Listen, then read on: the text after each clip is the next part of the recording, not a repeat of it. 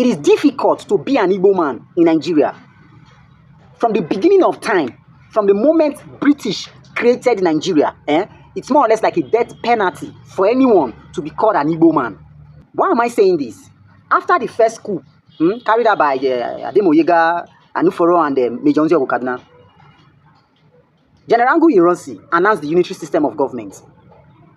The Northerners rejected it, and they were crying for secession. They wanted to secede from Southern Nigeria. And when Northerners were crying for secession, all hell did not break loose. Heaven did not fall. Nothing happened. As a matter of fact, prior to 1960, look at your screen. Here is a statement made by the then Prime Minister of Nigeria, Sir Tafawa Balewa. Look at what he's saying. You can read it. You can pause and read it for yourself. Now, away from what he said, which in a nutshell, trying to preach division and secession and disintegration, right? Again, if you've read about the July 29th genocide massacre that was committed against Igbos and every other ethnic group that was classified to be southeastern Nigeria in that time, you will discover that the mutineers, the northern soldiers who were on a rampage of unaliving every southeastern man and woman, they gave a prize because they were trying to persuade them to stop the massacre, but they refused. When Gowon and Britain and America envoys, they stepped in, they gave a prize. They said they are going to stop if only they allow the North secede. And the second one was to post every northern soldier serving in southern Nigeria to return back to the North, and then those from south that are in the North to return back to the South. When these northern soldiers gave this prize, nobody called for war. All hell heaven did not fall.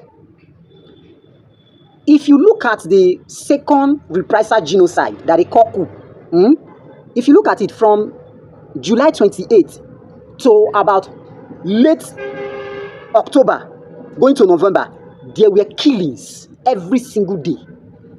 In case you don't know, go and read. That's what I'm telling you. See, you just have to be a human, not because you're a northerner and because Southeasterners were being killed. Then you'll be gloating. Yes, you'll be feeling satisfied. No, you're not a human being.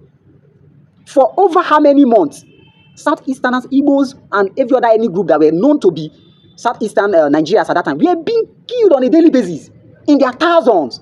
And you call that a coup?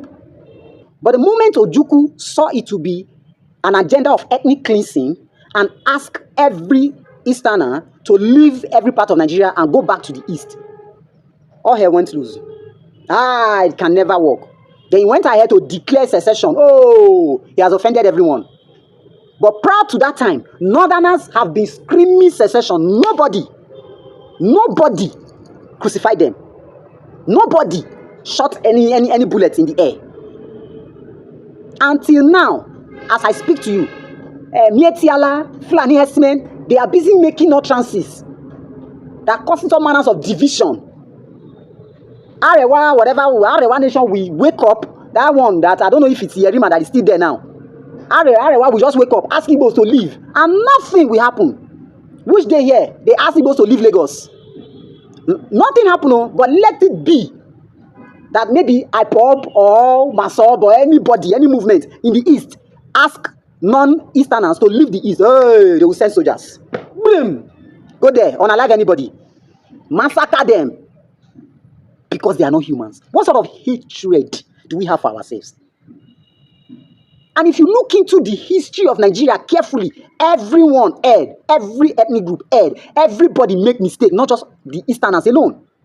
And in any case, if you are going to be very objective enough, my brother, my sister, the mistakes that we're saying the Easterners made were because they didn't communicate their intention.